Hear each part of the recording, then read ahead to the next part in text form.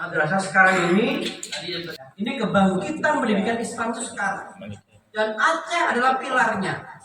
Perguruan tinggi Islam Aceh paling banyak.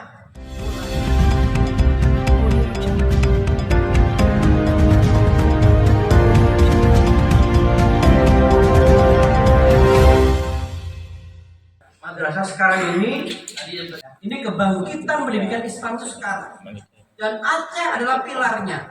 Perguruan tinggi Islam Aceh paling banyak, mulai Langsa, Takengon, Melabu, ya kan, Araniri, Semawe, ada 5. Sumatera Utara berapa? Cuma 3.